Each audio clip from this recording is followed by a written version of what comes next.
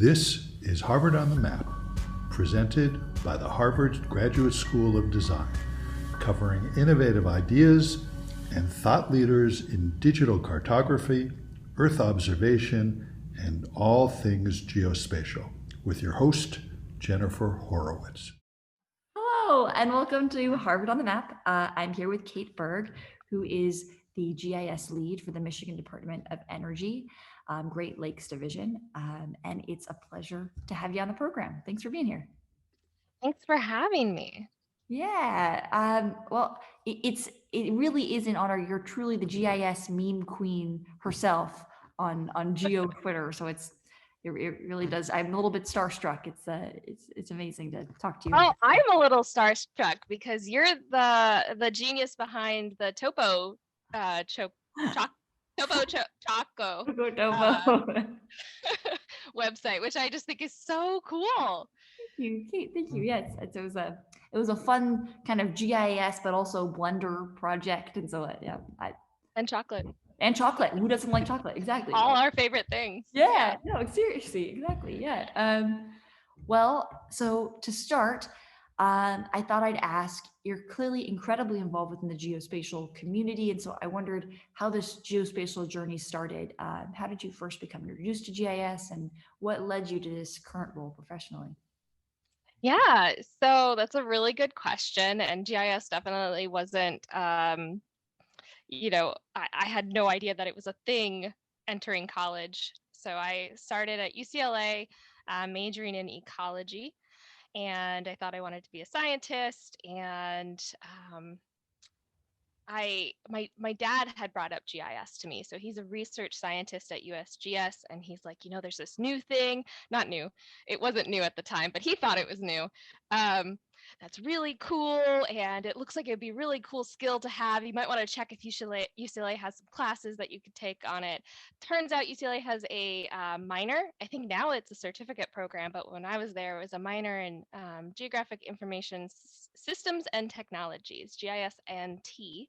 And I just immediately fell in love with GIS. It was satisfying to like my technical side of things. I've always been a computer person, but then I've also been kind of artistic, and so I could just combine everything all at once. But I wasn't sold yet. I thought that I was more back into the science ecology realm, and I really liked communicating science with people. So I had jobs as an interpretive park ranger, giving talks about giant sequoias. Was my first job. And so I took that and I did my master's at the University of Michigan in environmental education.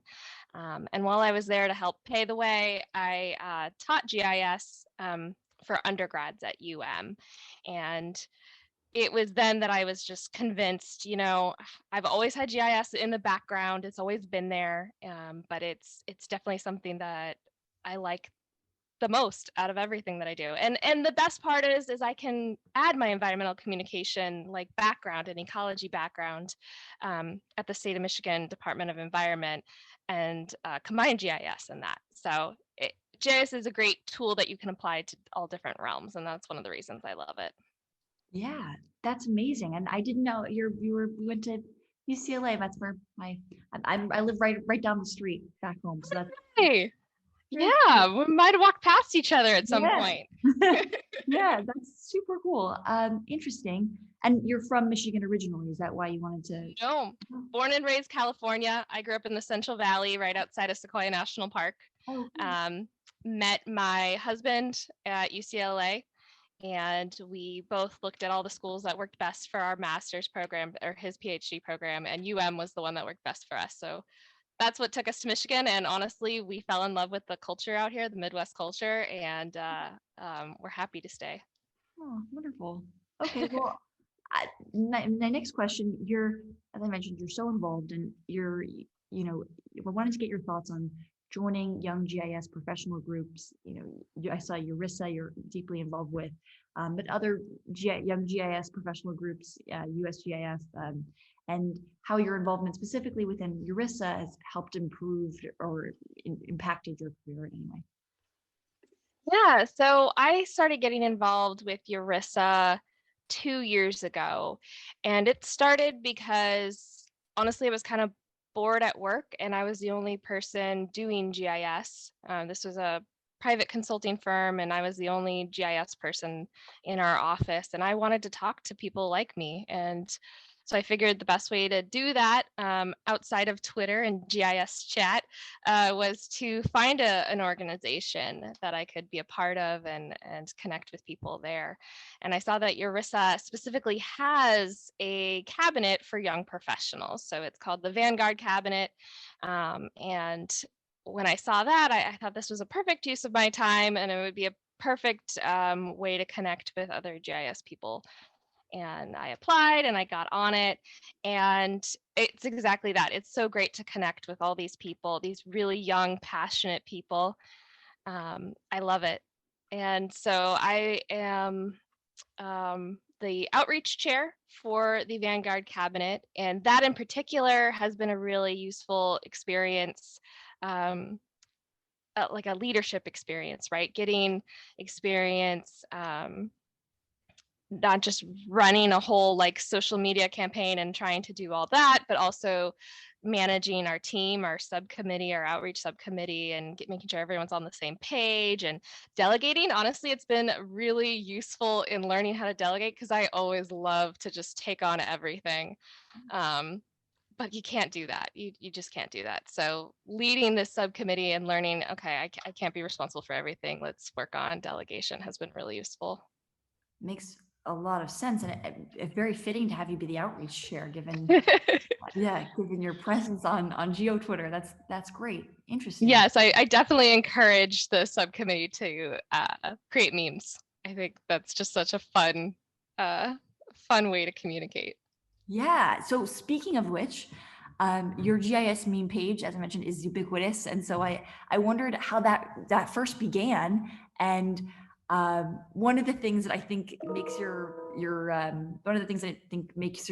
meme page so fun and so popular is that the challenges that GIS professionals have are really across the board uniform in terms of, okay, I'm dealing with a shapefile versus a PDF, and or just even issues of a layman who doesn't have a background in GIS not really understanding some of the nuances and dealing with that. And so I wondered how it started and how you've come to bond with these different shared challenges and what you've learned from that.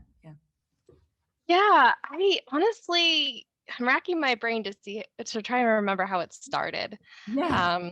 I've been casually just like making some memes along the way since I started getting really involved in Geo Twitter like 2017, like right out of my master's, and starting to enter the workforce and trying to connect with other people and the GIS community. And so over the years, I've made a couple, and then it was just kind of recently, I think in the last year or so, that I started using the hashtag Mappy meme to connect it all together.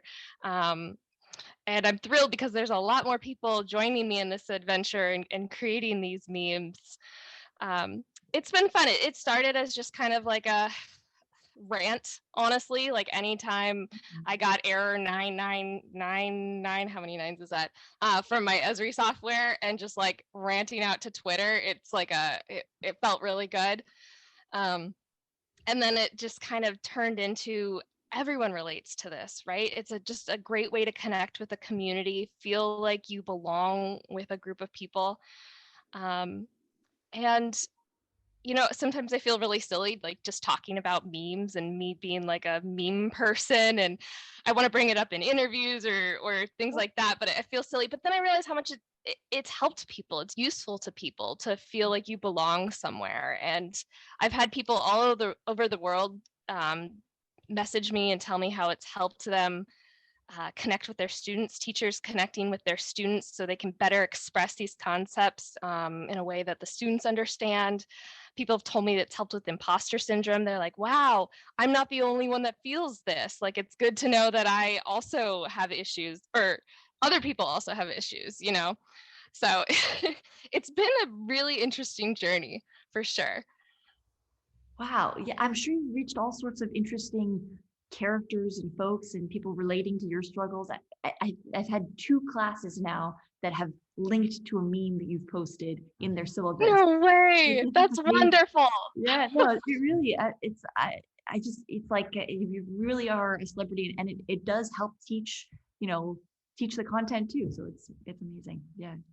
Yeah. No, my first thought is like, oh, I want to be credited for these memes that I've created because I created it. It's mine. But that's not the point of the meme. The meme is to get out there and like it's everyone's. Everyone can use it. Everyone can share it. I don't need my name on it. Well, you should have your name on it. You should. Yes. Yes. Well, so my next question, you are deeply involved. You've taught GIS. You truly know this field. What advice would you give for young GIS professionals looking forward?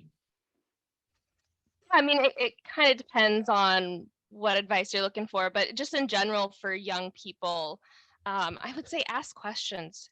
Don't be too afraid to ask questions. And it doesn't matter who you ask, your teachers, your bosses, Google, Stack Overflow, or hashtag GIS chat on Twitter. It doesn't matter who you ask, but just don't be afraid to.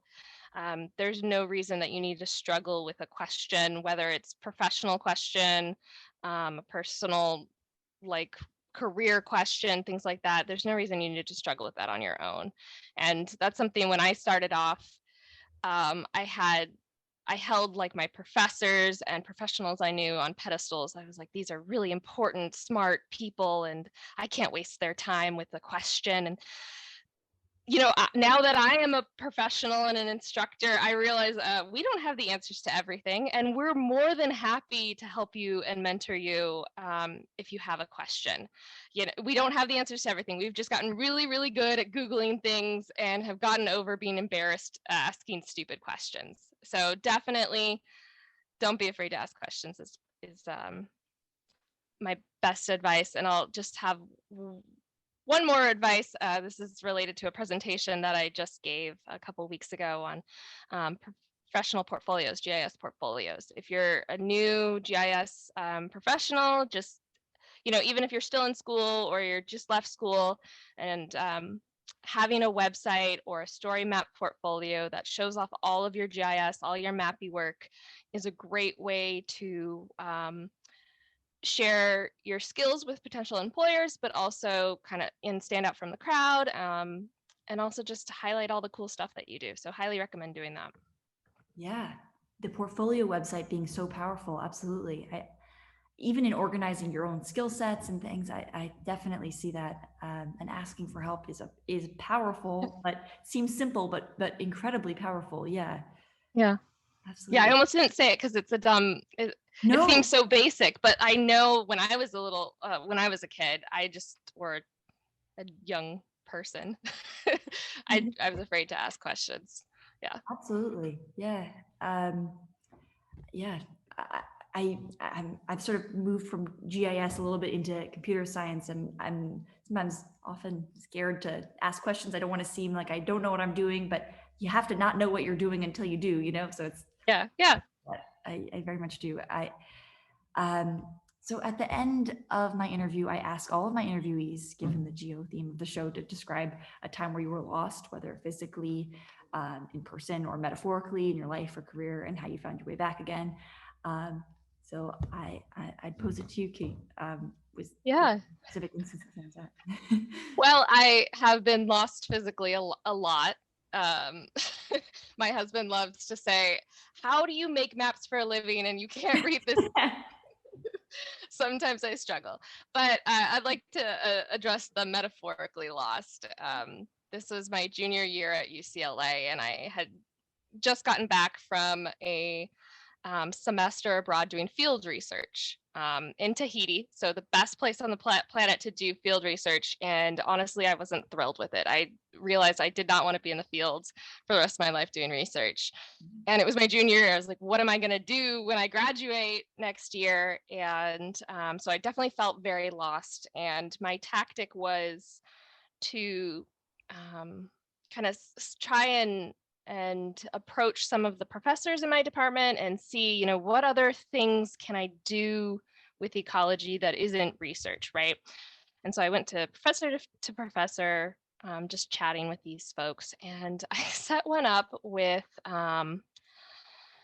one in the she does paleoecology research at UCLA. So like Pleistocene animals. And I was asking her, and she found out that I did GIS, and suddenly this just chat turned into a kind of interview. She was like, "What are your GIS skills? Like, I have this project that I really want to do. I want to combine Pleistocene carnivores with GIS, and you seem like you would be a good fit for that." And then suddenly, like, I am a part of this team, and we're researching saber-toothed tigers and dire wolves hunting injuries. So they have all of these bones from the La Brea tar pits, and they could see all the injuries on the bones. And then we mapped it in ArcGIS. Like, we had a digitized georeference skeleton, and then we would plot some points where the injuries were. And then we did a heat map of where all the injuries were, so we could see where most of their injuries were. And that helps us find out where, or kind of understand their hunting activities, because animal behavior now is kind of hard to understand, let alone animal behavior in animals that aren't even alive anymore. So it was this off chance that I met with this woman, and an off chance that she was looking for someone with my skill set, and we met, and we had like the coolest project that I've ever worked on in GIS. And so I'm kind of glad that I was lost and I got to work on that project. Wow, super interesting. And I know the GIS community already loves you, but my mom, who is a professor of evolutionary biology at UCLA right now, which is why we live where I grew up down the street, will now also love you. But that's such an interesting story. That's so cool. I need to connect with your mom. That's fabulous. Yeah, you guys should hang. Yeah. That's really cool. Okay. Wow, it has been such a pleasure talking to you, especially someone who's so deeply involved and typifies, I think, someone who's really active in the GIS community and benefits from it. And I'm so grateful for your time. Thank you so much, Kate. Thank you. I hope we can reverse this sometimes, because I'd love to chat with you about what you're doing. Thanks. Appreciate it. Yeah, of course. Anytime. I'm always